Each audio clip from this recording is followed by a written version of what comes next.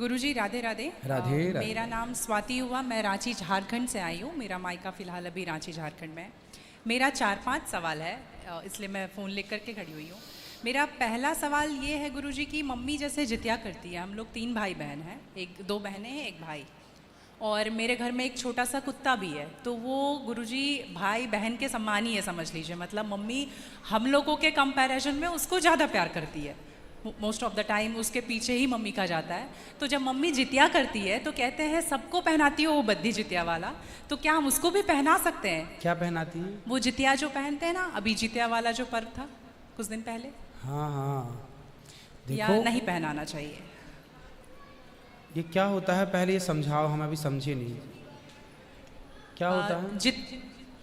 भाषा मिसमैच हो मैं रही है। बताती हूँ। जैसे पति के लिए तीज किया जाता है, करवा चौथ किया जाता हाँ। है, ठीक उसी प्रकार से बच्चों के लिए जितिया का पर्व किया जाता है। हमारे यहाँ उसे संतान सप्तमी कहते हैं। शायद, मुझे इसका ज्ञान नहीं है। हाँ हाँ, हमारे यहाँ उसको संतान सप्तमी बोलते हैं। ठीक जी है, ठीक है, ठीक है। देखो, बच्चों के साथ बच्चों का व्यवहार करो। जीव मात्र से प्रेम करना बुरा नहीं है। सबसे प्रेम करो, सबको रोटी दो, सबको प्यार करो, सबको दुलार करो। प्यार दुलार करने में कोई बुराई नहीं, पर हर चीज की मर्यादाएं हैं। आप जितना प्यार अपने पति से करती हैं, आप उतना प्यार, उस तरह का प्यार पर पुरुष से करेंगे तो ये मर्यादा के खिलाफ है। जी। मतलब प्यार, अब कहेंगे नहीं जी जैसा हम अपने पति से करते हैं वैसे तुमसे भी करेंगे, वो अमर्यादित हो जाएगा। उसी तरह हम गाय से जो व्यवहार कर सकते हैं वो कुत्ते से नहीं कर सकते। तो हर चीज की एक मर्यादा है। कुत्ते को देहली के बाहर रखा जाता है, घर के अंदर नहीं। बट वो तो हमेशा घर में ही रहता है। वो आपकी अज्ञानतावश है। तो कुत्ता जहां जहां अपने पांव रख देता है, कुत्ता जहां जहां होता है, वो अशुद्ध हो जाती है जगह। कुत्ता के स्पर्श से अशुद्धि आती है। तो इसलिए कुत्ता को रोटी खिलाने का विधान तो है। कुत्ते को आवश्यकता है तो आप उसकी दवाई भी कराइए, है ना। अनायास उसे छूने का विधान नहीं है।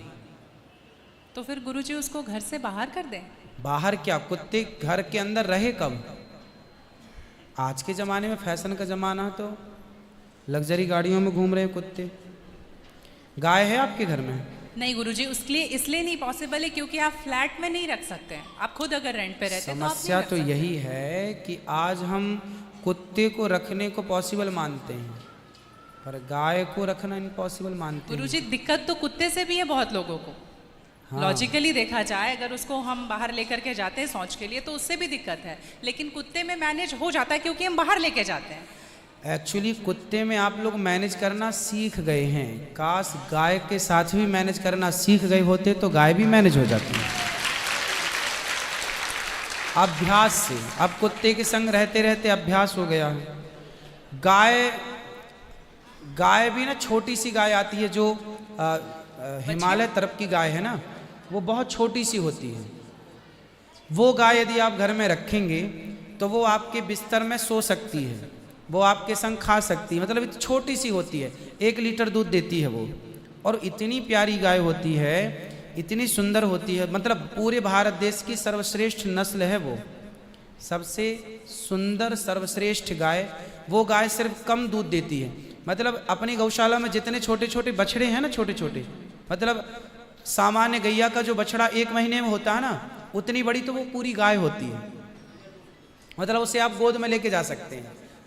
वो बच्चे की माँ बन गई है, लेकिन उस गाय को आप अपनी गोद में ले सकते हैं, वो भी गाय होती है। तो कुत्ते वालों को उस गाय के साथ मैनेज कर लेना चाहिए। अच्छा, मतलब उस हाइट, मतलब उस गाय की हाइट की ग्रोथ नहीं है, वो गाय की हाइट, वो गाय बहुत छोटी सी होती है, छोटी सी होती, इतनी सी होती है कि आप उसे गोद में ले सकते हैं। आप उसे गोद में लेके पूरे घर में घूम सकते हैं। मतलब इतनी छोटी गाय होती है वो। देखो, भगवान को पता था कलयुग में ऐसा होगा, इसलिए ऑप्शन दे रखा है। आप कुत्ते को गोद में लेके घूमते हैं, पर भगवान ने ऑप्शन दे रखा था, हम लोगों का ध्यान उस तरफ गया नहीं। सही बात। गुरुजी, मेरा दूसरा सवाल ये है कि ये सवाल बेसिकली मेरी बहन के घर वालों का है। चिकन नहीं खाना चाहिए क्योंकि उसमें जान होती है, कोई भी जानवर नहीं खाना चाहिए क्योंकि जान होती है। प्लांट में भी तो जान होती है ना गुरुजी? हाँ होती तो है। फिर हम उसको तोड़ते हैं तो उसको नहीं दर्द होता? ऐसा उनके घर वालों का सवाल है, मेरे माध्यम से। नहीं नहीं, आप ठीक बोला कह गया। रहे हैं। देखो, किसी आप ना गेहूं को चबा जाइए, जी चने को चबा जाइए, दालों को चबा जाइए, तो वो रोती नहीं है, चीखती नहीं है, उसमें रक्त नहीं होता, हड्डी नहीं होती, मांस नहीं होता, वो चीखती नहीं है, चिल्लाती नहीं है ना। पर आप मुर्गी को मारिए तो वो चीखेगी, चिल्लाएगी, भागेगी, खून है, हड्डी है, मांस है ना। एक्चुअली सिद्धांत है ना। देखो, इतने सारे मर्द हैं, लेकिन इतने सारे मर्दों में एक मर्द ऐसा है जो आपका हाथ पकड़ के रह सकता है, आपका हाथ पकड़ के घूम सकता है, कोई कुछ नहीं बोल सकता, क्योंकि वो आपका पति है ना। समाज ने आपको इजाजत दे दी, जी आपकी मांग भर गई, मंगलसूत्र आ गया, अब समाज ने स्वीकार कर लिया कि ये मर्द, ये पुरुष अब आपका पति है। अब आपको दूसरे पुरुषों के साथ देखा गया तो आप अच्छे नहीं माने जाएंगे। तो जैसे समाज ने एक पुरुष के संग, एक स्त्री के संग इजाजत दे दी, शास्त्र ने इजाजत दे दी कि आप इसके साथ रह सकते, ये लीगल है, उसी तरह आपको गेहूं, चावल, अंकुरित अनाज चीजें, दाल, चावल, सब्जी, रोटी खाना लीगल, वेद ने आज्ञा दे दी, ये खा सकते हैं। मांस के लिए आज्ञा नहीं दी। पतिव्रता नारी पराये मर्द के संग, पराये पुरुष के संग घूमेगी तो समाज उसे ठीक नहीं कहेगी। उसी तरह हमें शास्त्र आज्ञा करते हैं कि हमारे ठाकुर जी, हमारे राम फल खाते हैं, हमारे राम फल खाते हैं, दाल, चावल, साग, सब्जी, बादाम, काजू ये खाते हैं। तो हमारे राम, हमारे कृष्ण खाए, मतलब वेद ने आज्ञा दे दी कि आप ये खा सकते हैं, ये खाने का पदार्थ है। मांस शेर के लिए है, बिल्ली के लिए है, कुत्ता के लिए। क्या आप कुत्ता हैं? क्या आप बिल्ली हैं? क्या आप शेर हैं? क्या आप चीता हैं? नहीं। फिर जब हम मनुष्य हैं तो मनुष्यवत व्यवहार करें जी। हम वो ना खाएं जो हमारे लिए नहीं है। अब मांस खाने वाले जानवर ना, आप गौर से देखिएगा, मांस खाने वाले जितने जानवर होते हैं, कुत्ता, बिल्ली, चीता, शेर, सब जीभ से चाट चाट के पानी पीते हैं। जी। आपने कुत्ते को पानी पीते देखा हो, जीभ से पीते। लेकिन आप कैसे पानी पीते हैं? मुंह लगा होंठों से करके, पीते हैं, होंठों मुंह से पीते हैं।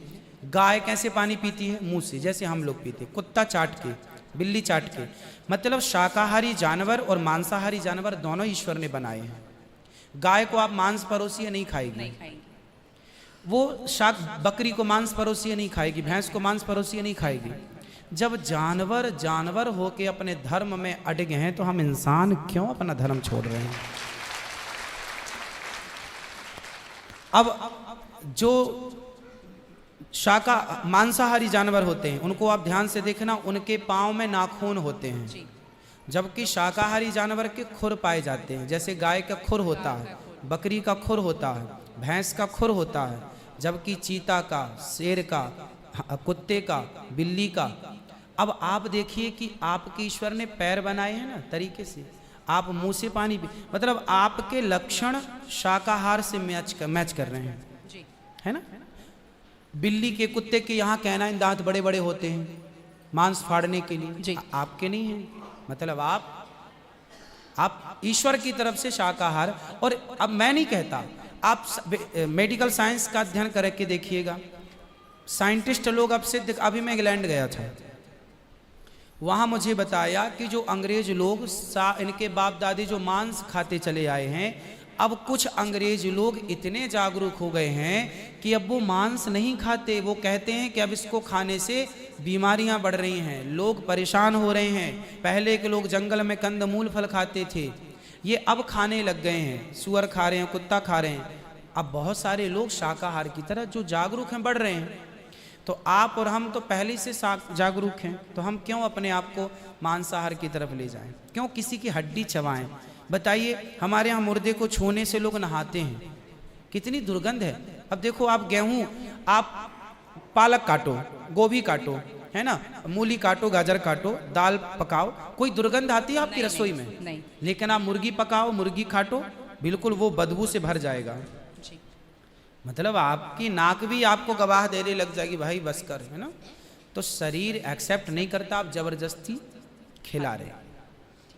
गुरुजी, मेरा तीसरा प्रश्न ये है कि जैसे हम लोग एकादशी करते हैं और किसी दिन अगर हम बाहर रहते हैं और उस दिन एकादशी है, फॉर एग्जांपल हम आउट ऑफ स्टेशन है और उस दिन ख्याल नहीं कि एकादशी है, तो अगर हम बाहर चावल खा लेते हैं या लहसुन प्याज खा लेते हैं तो क्या वो ब्रेक हो जाता है पर्टिकुलर एकादशी उस दिन का, या पूरा कंटिन्यूड रहता है जो 108 हम कर रहे हैं? कंटिन्यू कैसे रहेगा? वो पर्टिकुलर वाला कैंसिल होता है ना जिस दिन हम खा लिए बाहर। हाँ, आपने जो खा लिया वो एकादशी भंग हो गई जी, और पीछे से जो हम कंटिन्यू जो करते आए हैं वो तो जो किया वो मिलेगा, जो आगे करेंगे वो मिलेगा।